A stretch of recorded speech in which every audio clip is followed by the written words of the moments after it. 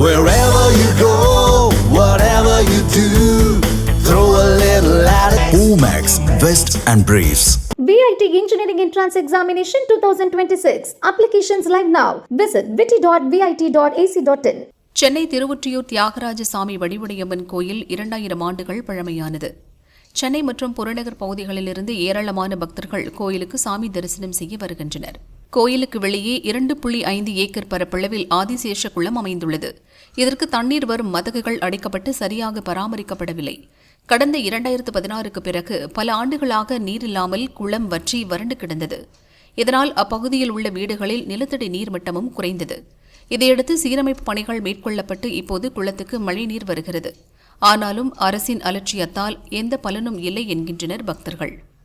குளத்துக்கு தண்ணீர் வந்தாலும் பாசி படிந்து சாக்கடை நீர் போல் உள்ளது. சுற்றுவட்டார குப்பைகள் காற்றில் அடித்து வரப்பட்டு தண்ணீரில் மிதக்கின்றன. இரவு நேரங்களில் குடிமகன்கள் மது பாட்டிலை குளத்துக்குள் வீசிவிட்டு செல்கின்றனர். முனிவர்களும் சித்தர்களும் மூழ்கி முக்தியடைந்த குளம் சாக்கடையாக மாறிவிட்டது. பக்தர்களிடம் சிறப்பு கட்டணம் வசூலிப்பதில்தான் அறநிலையத்துறை குறியாக உள்ளது.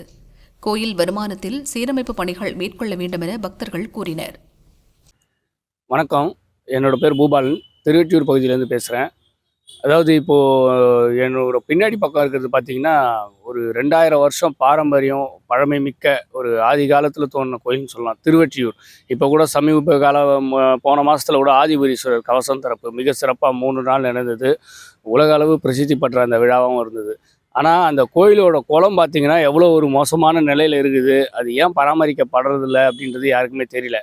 ஒரு கோயில்னு எடுத்துக்கிட்டால் முக்கியமாக 2 ரொம்ப முக்கியமான விஷயம். ஒன்று ஸ்தல விருட்ச மரம், 2வது பார்த்திங்கன்னா குளம், அந்த கோயிலில் இருக்கக்கூடிய தீர்த்த குளம். ஏன் குளங்கள் ஏன் சரியாக பராமரிக்கப்படுறதில்லன்னே தெரியறதில்ல. இப்போ எவ்வளோ பாசி இருக்குது, இதில் எவ்வளோ கழிவு நீர் வருது, இந்த படிலாம் உடஞ்சி போயிருக்கு, இது எல்லாருக்குமே பார்க்குறாங்க, அதிகாரிகள் எல்லாருக்குமே தெரியுது. ஏன்னா காலகாலமாக இதை இப்படி தான் மெயின்டைன் பண்ணணும் அப்படின்னு அறநிலைத்துறை சார்பாக இருந்தால் எப்படி? ஏன்னா அறநிலைத்துறை அதிகாரிகள்ன்றவங்க எப்போவுமே இருக்கிறவங்க, அவங்க ஒரு 10-15 வருஷமாகவும் இது இப்படி தான் இருக்குது, கேட்பாரட்டு இருக்குது. இந்த குளத்தை சுற்றி ஒரு மதில் சுவர் கட்டலாம், உள்ளே வராதபடி, வெறும் கேட்டுக்கு மட்டும் வராபடி. ஏன்னா ஏகப்பட்ட பிளாஸ்டிக் கழிவுகள், கழிவு நீர், தலைக்காணி, பெட்ஷீட்டு, மது அருந்தி பூர்த்திக்கு போடுற பாட்டில்கள், இது எல்லாமே இருக்குது. இது என்னென்னா இந்த குளத்தில் அந்த தெப்பத்தேர் ஊர்வலம் நடக்கும்போது பார்த்திங்கன்னா சிவனடியார்கள், சிவந்தாங்கிகள், இவங்க தான் அந்த தெப்பத்தை தள்ளிட்டு போவாங்க, அந்த மரத்தில் மேலே இருக்கிற பீடத்தை. அப்போ அவங்க இந்த குளத்தில் சுற்றி நடக்கிறாங்க இல்லையா, அவங்க கால் அடிபடும் இல்லையா, அப்போது அவங்களும் மனிதர்கள் தானே. இதெல்லாம் நினச்சி ஒரு முன்னேற்பாடாக இதை மாதத்துக்கு ஒரு தடவை இதை சுத்திகரிக்கலாம், சுத்தம் செய்யலாம். ஏன் இதுக்கான திட்டமோ இல்லை முன்னேற்பாடோ எதுவுமே இல்லை? ஏன்னா முன்ன சொன்ன மாதிரி ஒரு கோயில்னால் முக்கியமானது ஸ்தலவிருட்சம், அப்புறம் பார்த்திங்கன்னா திருக்குளம். இந்த ஆதிசேஷ திருக்குளத்துக்கு தீர்வு கிடைக்கணும் அப்படின்றது தான் மக்களாகிய பக்தர்களாகிய எங்களோட மிகப்பெரிய எதிர்பார்ப்பு. அதேமாதிரி இந்த திருவொற்றியூர் திருக்குளன்றது சாதாரண குளம் இல்லை. எப்படி இப்போது திருப்போரூர் கோயில் குளம், கபாலீஸ்வரர் கோயிலுக்கெல்லாம் ஒரு முக்கியத்துவம் கொடுக்கப்படுதோ, அதே மாதிரி திருவொற்றியூர் கோயில் குளத்துக்கும் முக்கியத்துவம் கொடுக்கப்படணும்.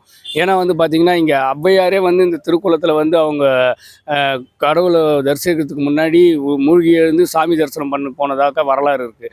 அதே மாதிரி வள்ளலார் அவர்கள் அவங்க இந்த குளத்தில் தங்களோட குளத்தில் குளித்து அதுக்கப்புறம் சாமி கும்பிட்டு போயிருக்காங்க. பட்டினத்தடிகளார் இந்த மாதிரி போயிருக்காங்க. தண்ணி வேணால் காலத்துக்கு மாறலாங்க, ஆனால் புராணம் மாறாது. அதனால் அந்த குளத்தை சீரமைக்கணும். ஏகப்பட்ட பிளாஸ்டிக் பாட்டிலெலாம் உள்ளே போடுறதுக்கு சுற்றி ஒரு மதில் சுவர் மாதிரி ஒன்று கட்டி வெறும் கேட்டுக்கு மட்டும் உள்ளே போகிற மாதிரி என்ட்ரி வச்சுருக்கலாம்.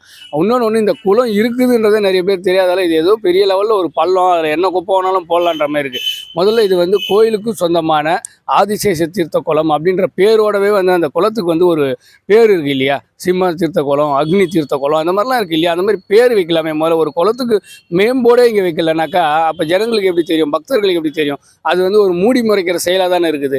இதெல்லாம் அறநிலைத்துறை முதல்ல அவங்களோட திட்டமே மாதத்துக்கு ஒரு தடவை அது குளத்தை சுத்தம் செய்யணும். சும்மானா உள்ளே இருக்கிற இலை தழை எடுத்து போடுறதோடு இல்லாமல் கூடுதலாக நிதி ஒதுக்கி சுத்திகரிப்பு தண்ணீர் எப்படி இப்போ திருப்போரூர் கோயிலுக்கெல்லாம் மெயின்டைன் பண்ணுறாங்களோ அந்த மாதிரி சுத்தமாக நல்லபடியெல்லாம் மெயின்டைன் பண்ணணும். இல்லைனா வருஷத்துக்கு ஒரு தடவை 2 தடவை தெப்பத்தேர் நடக்கும்போது மட்டும் பல லிட்டர் லாரிகளில் தண்ணி வர வச்சு செலவு பண்ணுறதுன்றது செலவினங்களை தான் அதிகரிக்கும். ஒரு இயற்கையான ஒரு சூழலை ஏற்படுத்தணும். சுகாதாரமான குளம் வேணும். கோயிலுக்கு ரொம்ப முக்கியமானது குளம்.